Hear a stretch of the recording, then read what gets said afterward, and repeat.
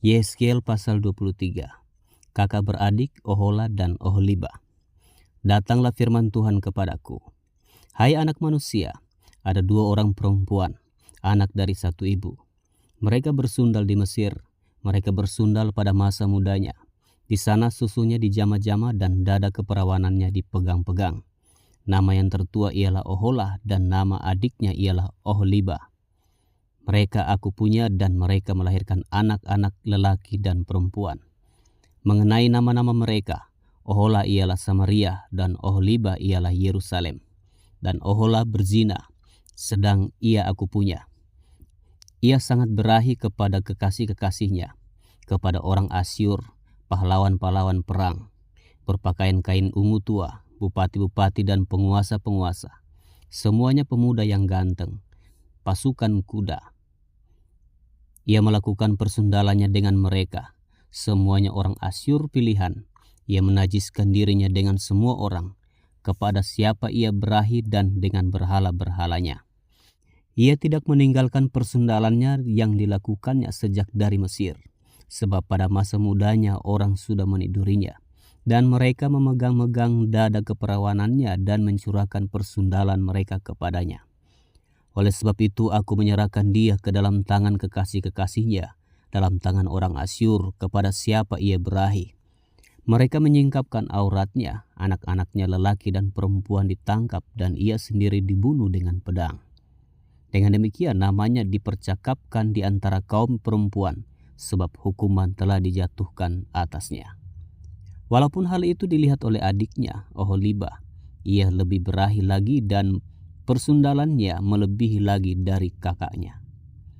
Ia berahi kepada orang Asyur, kepada bupati-bupati dan penguasa-penguasanya, kepada pahlawan-pahlawan perang yang pakaiannya sangat sempurna, kepada pasukan kuda, semua pemuda yang ganteng. Aku melihat bahwa ia menajiskan diri. Kelakuan mereka berdua adalah sama. Bahkan ia menambah persundalannya lagi. Ia melihat laki-laki yang terukir pada dinding, gambar orang-orang Kasdim, diukir dalam warna linggam.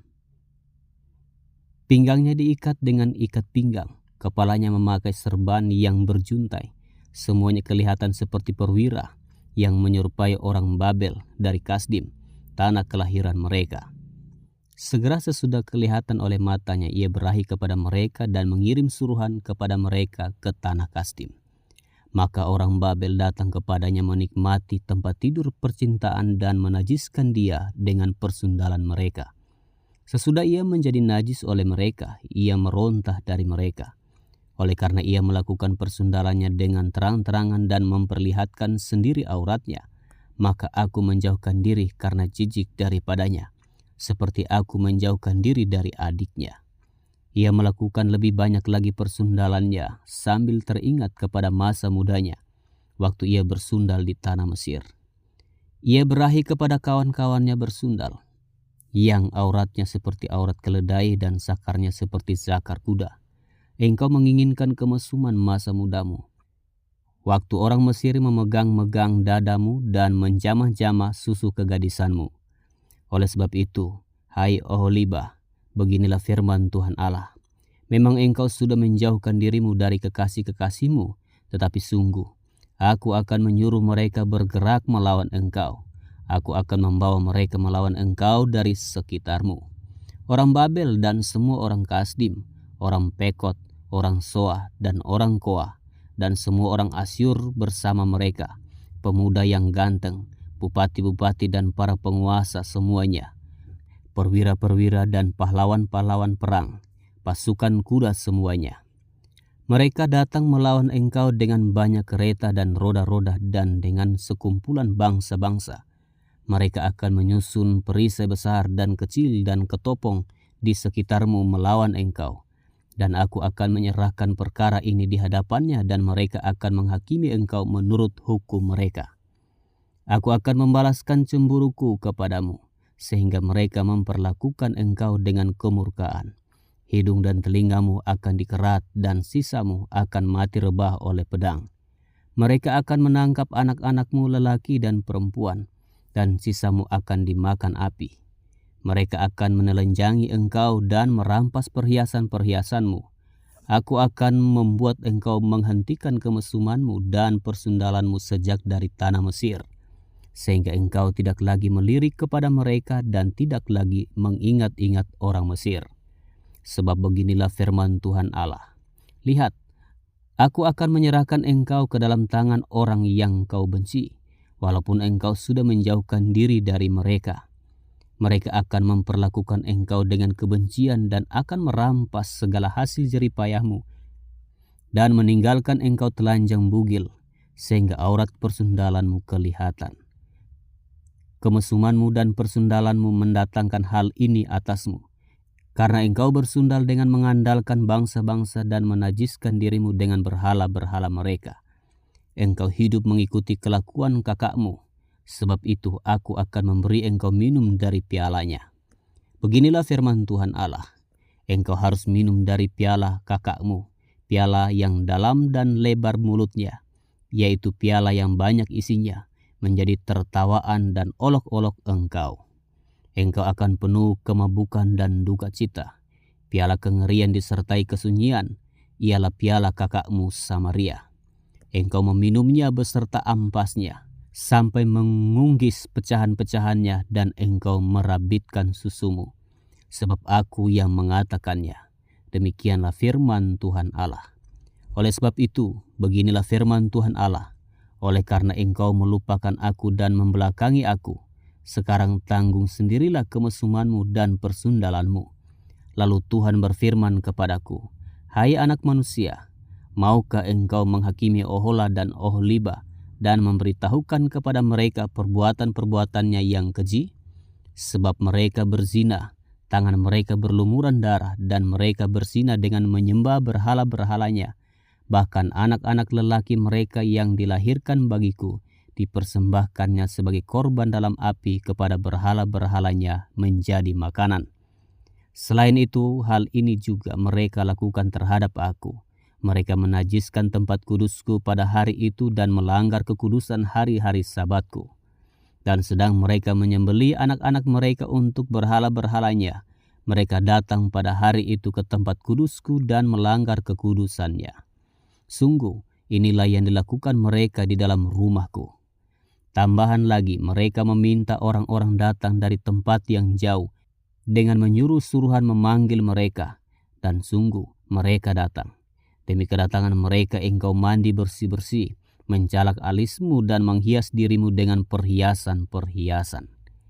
Engkau duduk di tempat tidur yang serba indah dan di hadapannya meja dengan hidangan yang disajikan.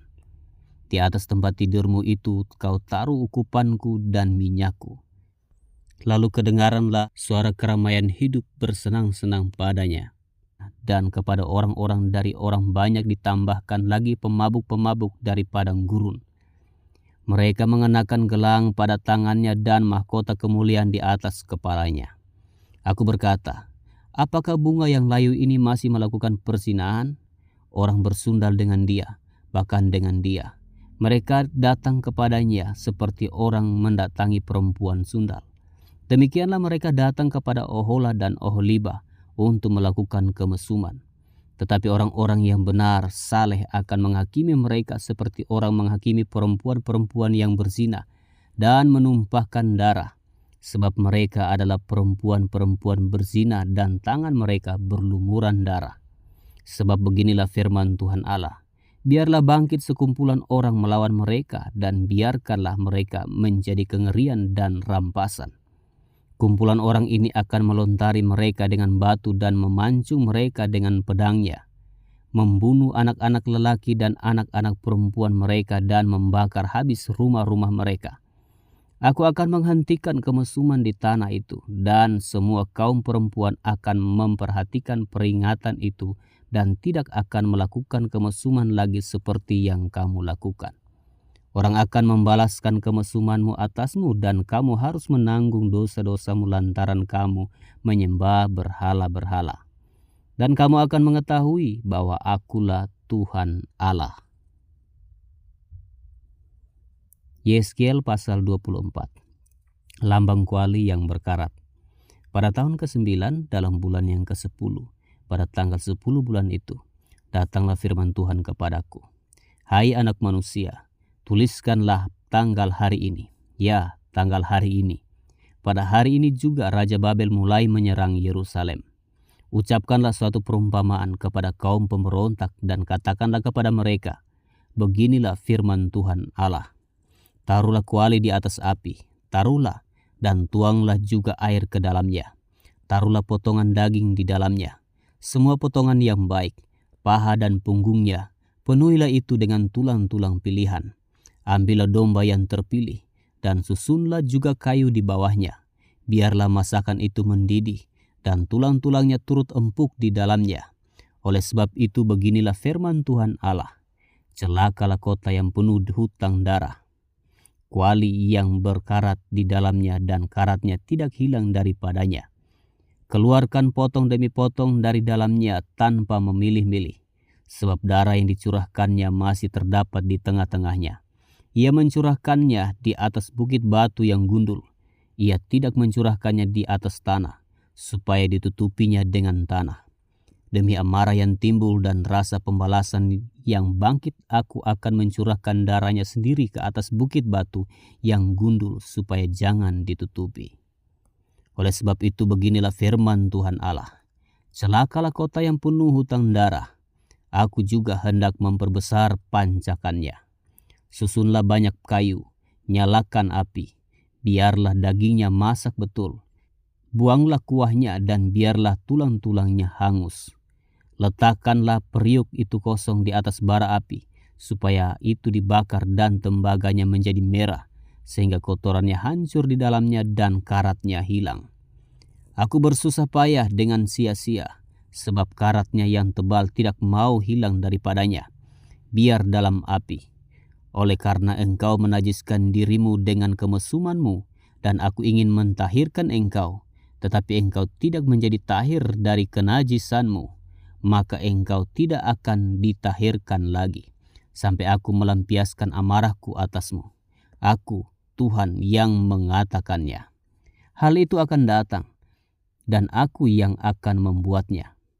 Aku tidak melalaikannya dan tidak merasa sayang, juga tidak menyesal.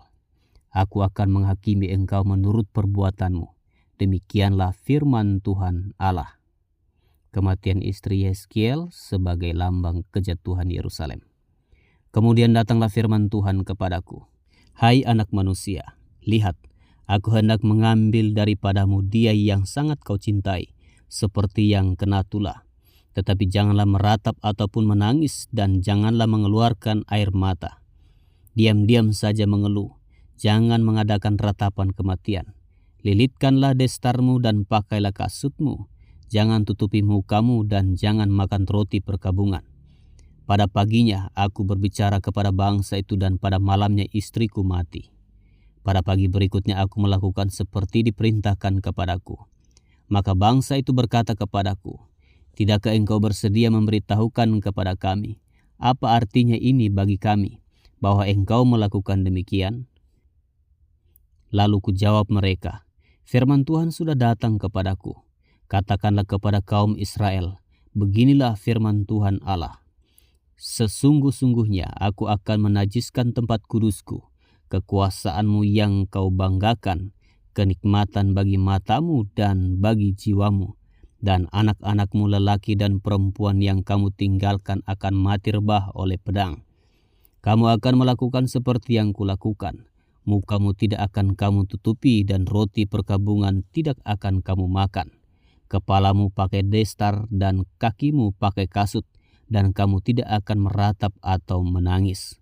Tetapi kamu akan hancur lebur dalam hukumanmu, dan kamu akan mengeluh seorang kepada yang lain. Demikianlah Yeskiel menjadi lambang bagimu. Tepat seperti yang dilakukannya, kamu akan lakukan. Kalau itu sudah terjadi, maka kamu akan mengetahui bahwa akulah Tuhan Allah. Dan engkau, anak manusia, bukankah begini akan terjadi? Pada hari aku mengambil dari mereka benteng mereka, perhiasannya yang menggirangkan hatinya, kenikmatan matanya dan yang dirindukan jiwanya, anak-anak mereka lelaki dan perempuan, pada hari itu juga akan datang seorang yang terluput membawa berita kepadamu. Pada hari itu mulutmu akan terbuka dan engkau akan berbicara kepada orang yang terluput itu dan tidak lagi tetap bisu. Dengan demikian engkau menjadi lambang bagi mereka dan mereka akan mengetahui bahwa Akulah Tuhan.